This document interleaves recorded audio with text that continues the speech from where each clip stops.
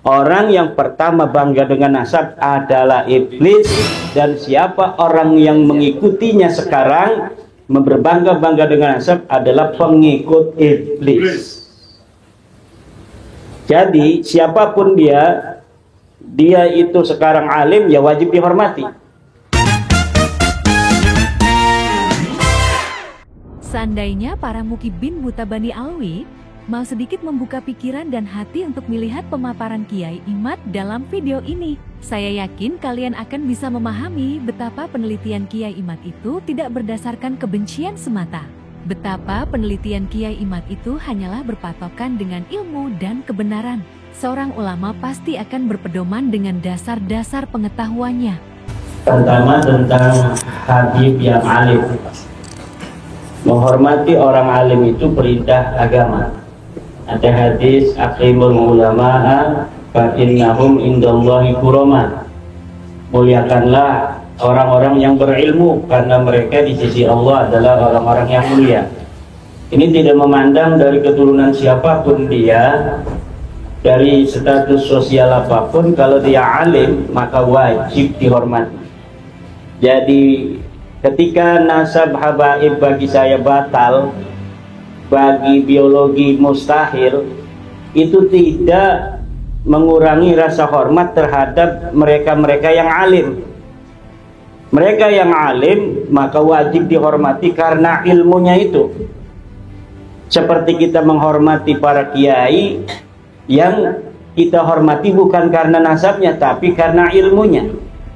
Walau para kiai itu punya keturunan garis yang bagus, tapi biasanya mereka sama sekali tidak pernah mengatakan tentang garis keturunannya ke atas. Seperti itulah peradaban modern, peradaban yang tinggi, yaitu setiap kemuliaan berdasarkan prestasi, bukan berdasarkan keturunan, bukan berdasarkan darah. Karena kalau orang sudah merasa dirinya lebih mulia karena darahnya, karena zatnya, itu sama dengan iblis. Iblislah pionir di dalam mengklasifikasikan manusia dari sisi keturunan.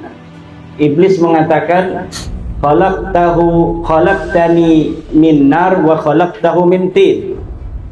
Engkau ya Allah menciptakan aku dari api dan menciptakan Adam daripada tanah. Aku tidak mau sujud kepada Adam karena aku lebih mulia daripada Adam. Ana khairum minhu. Aku lebih baik daripada Adam. Khalaqtani min nar wa khalaqtahu min tin. Engkau menciptakan aku dari api sedangkan engkau menciptakan Adam daripada tanah. Maka aku tidak mau tunduk terhadap Adam. Orang yang pertama bangga dengan nasab adalah iblis, dan siapa orang yang mengikutinya sekarang berbangga-bangga dengan nasab adalah pengikut iblis. Jadi siapapun dia itu sekarang alim, ya wajib dihormati. Dulu kita menghormatinya karena husnudzon dia turunan Nabi, selain dia alim, maka sekarang kita tetap menghormatinya tanpa mengurangi karena dia adalah orang alim. Karena kewajiban menghormati orang alim adalah perintah agama. Akrimul ulama'a fa innahum indallahi kurama. Muliakan para orang-orang ahli ilmu. Siapa orang yang menghormati ahli ilmu, maka anaknya itu akan menjadi ahli ilmu. Karena orang apabila dia menghormati ulama, maka dia berkeinginan anaknya jadi ulama seperti dia. Maka kata kitab ta'lim, idza aradta an takuna idza aradta ay yakuna ibnuka aliman falyukrim aliman. Kalau engkau mau ingin anakmu ini menjadi orang alim, maka muliakan orang alim. Karena apabila kita memuliakan orang alim, maka dari situ kita akan tahu kebesaran orang alim sehingga kita ingin anak kita seperti orang alim itu. Dan dalam sejarah peradaban manusia yang dicatat itu adalah dua. Pertama raja, yang kedua adalah orang alim.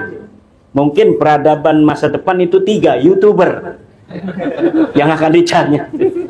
Karena ini peradaban baru ini YouTuber.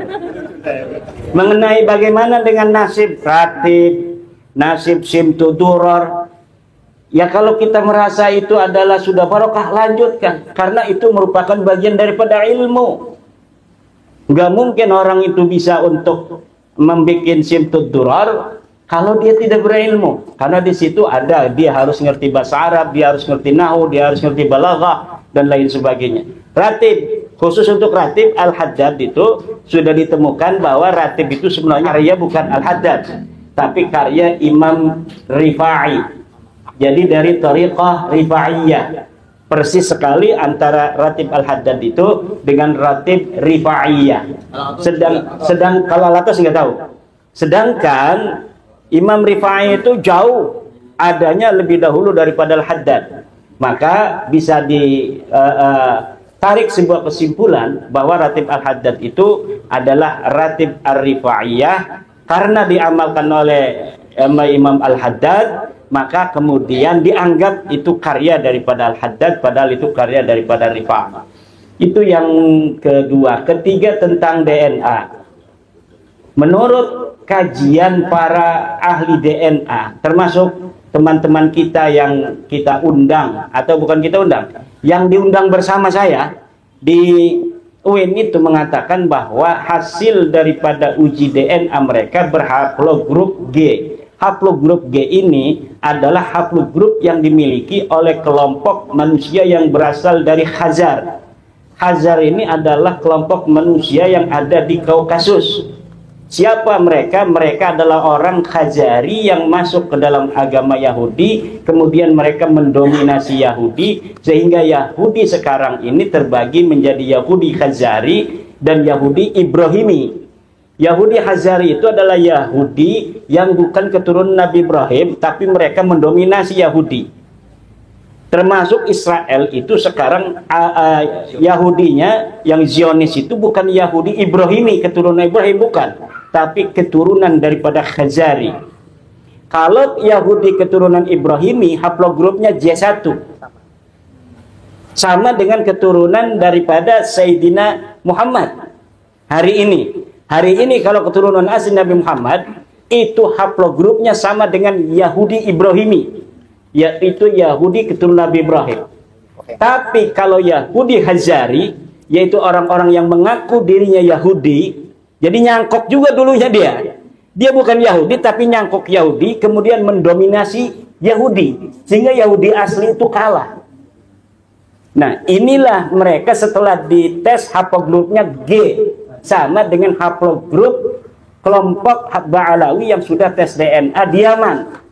Dan menurut info dari Dr. Sugeng Sugiharto, peneliti BRIN itu, 5 orang dari Indonesia Ba'alawi pun sudah mengikuti tes DNA, dan hasil haplonya sama persis dengan hasil haplo dari saudara mereka yang ada di Yaman. Walaupun mereka daftarnya dengan anonim, tidak ada namanya. Kalau yang dari Yaman itu yang telah melakukan tes DNA itu ada namanya, Muhammad Al-Jupri, Muhammad bin Yahya, Asakron, Jamulail. Kalau di Indonesia ini anonim, tidak ada namanya. Bagaimana itu mereka anggota BRIN itu, peneliti bisa tahu bahwa itu Ba'alawi? Karena dari jejak-jejak DNA SNP lainnya yang berasal dari jejak-jejak mutasi ke Indonesia. Jadi mereka dapat meliti. Orang yang mengaku seorang dari keturunan tertentu itu akan terlihat jejak dari dirinya sendiri. Sampai Nabi Adam. Dari kita sampai Nabi Adam itu akan terlihat. Maling jemuran susah untuk dideteksi, maling nasab mudah sekali. Kita tinggal ambil rambutnya satu, kita tinggal ambil ludahnya, kita tinggal ambil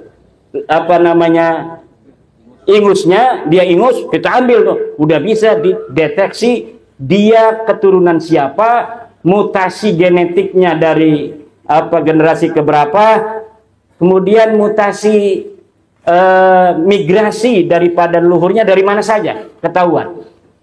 Baru saja saya membaca sebuah artikel dari Dr. Sugiharto juga, Sugeng Sugiharto, bahwa mutasi leluhur mereka tidak melalui Madinah, juga tidak melalui Mekah. Dari Mesir langsung ke Yaman. Kalau demikian, sedangkan Nabi Muhammad itu adanya di Madinah, ada di Mekah. Bagaimana seorang yang mengaku keturunan Nabi Muhammad sedangkan migrasi leluhurnya tidak pernah ada di Madinah dan tidak pernah ada di Mekah. Sedangkan ayah Nabi Muhammad ada di Mekah, Nabi Muhammadnya ada di Madinah. Mutasi leluhur mereka itu berasal dari Mesir, kemudian menuju ke Yaman. Dari Mesir sebelum itu mereka dari Kaukasus itu. Dari Kaukasus, Mesir, Yaman. Baru Nusantara.